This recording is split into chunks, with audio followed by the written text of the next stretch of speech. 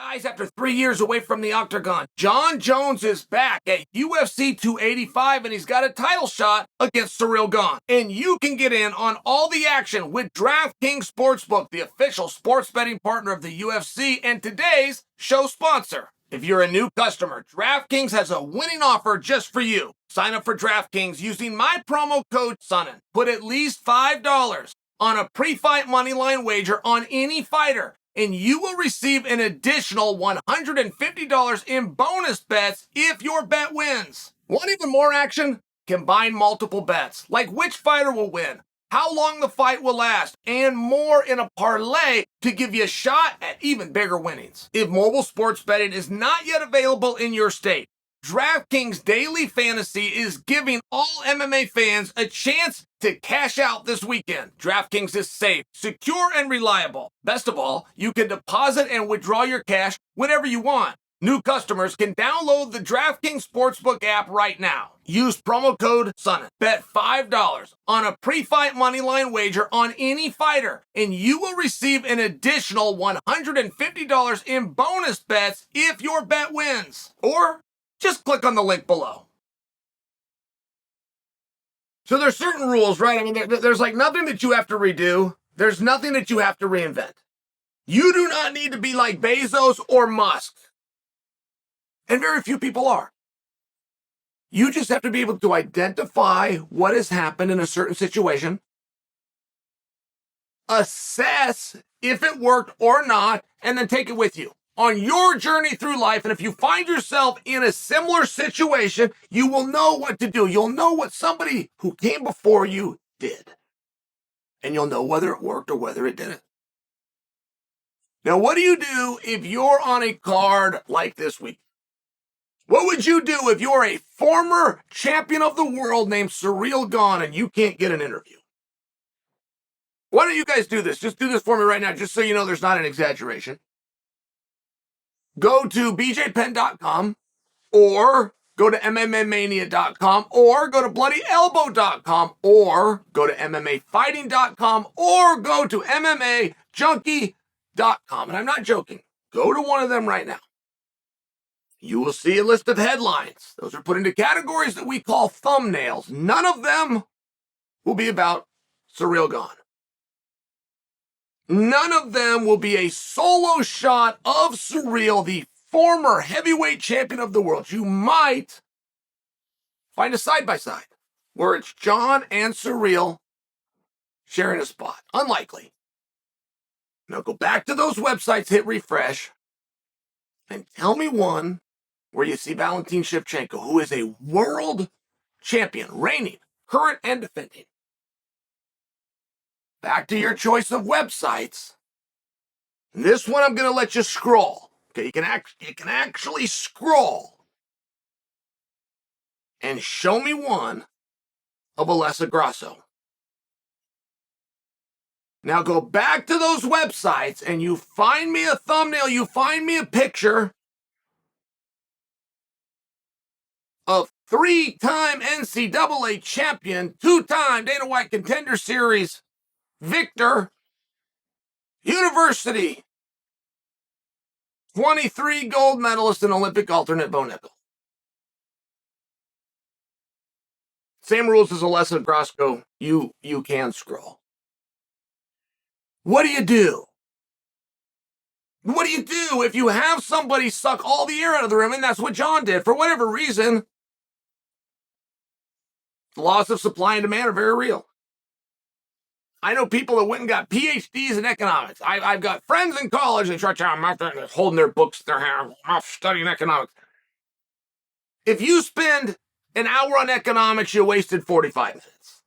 Supply and demand is all you have to know. And that's what we're seeing with Jon Jones. There's not a huge demand, but there's been no supply. It's been out for 3 years. Jon Jones sucks all the air out of the room. What do you do if you're one of the fellow fighters? What do you do if you're Alessa Grasso, who's in a world title opportunity in front of a sold-out crowd in the sports capital of the world, Las Vegas, Nevada, and nobody's covered you? What do you do?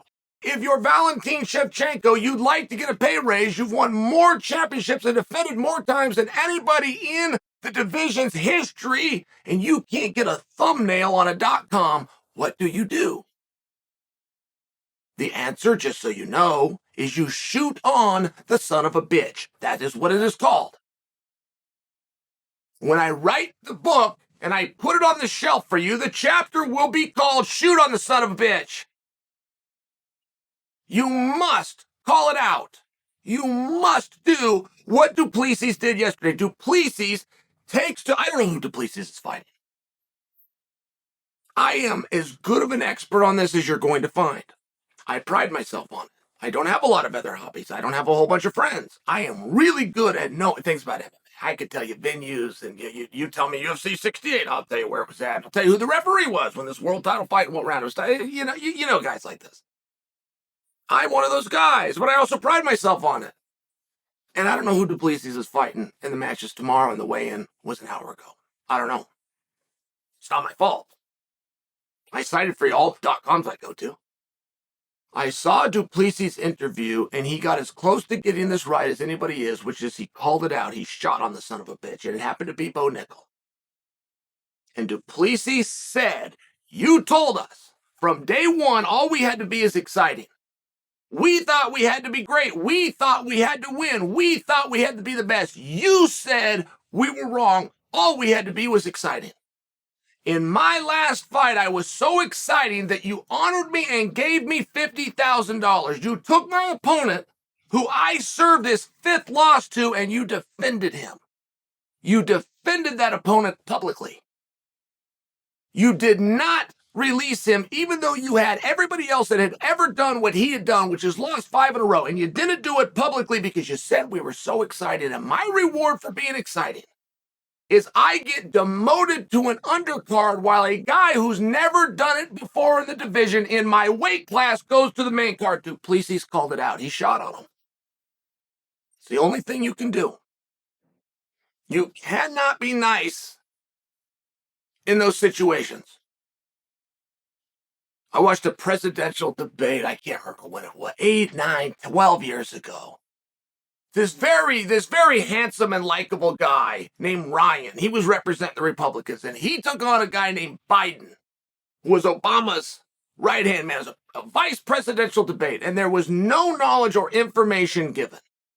There was no cheering. There was no crying. There was nothing. Joe Biden, for 2 hours, laughed at Ryan. It didn't matter the topic. You could say, my grandmother's been admitted to the ICU. Joe Biden laughed. For 2 straight hours, no matter what the topic, the vice president laughed. That's how he handled it. So he made a joke. So there's Ryan trying to get real serious, trying to talk about the economics, trying to talk about the taxes, trying to talk about homeless, trying to talk about starvation. And another guy is laughing for the whole 2 hours. Ryan didn't know what to do. He didn't understand what was so unserious, but Ryan never called it out. He never said, Mr. Vice President, what is so goddamn funny about this? Never, not once. Ryan lost the debate. You probably don't even know who this gentleman is. The other guy not only won that election, but 2 more after that sits in office today. You must call it out. Shevchenko should be screaming from the rooftops, I am the only world champion on this card. Regardless of what your minds tell you. See, you guys keep thinking that the main event is a world title fight. Your minds keep telling you there's a world champion in the main event. There's not. There's a guy who gave a world championship back, and there's a guy that used to have a world championship. That's pretty good. There's not a world champion in the main event. The Bullet has to call that out. Grasso should have called that out on the Bullet's behalf if they want to get attention. And the only one that came anywhere near doing this right is du Plessis, who I support. I don't know who he's fighting. I'd like to. I'm going to tune in. I'm going to watch him. I plan to cover him. I just better get there early because apparently he's jerking the curtain for a whole bunch of people, of which I guess are named, or at least one of them's named, Jon Jones.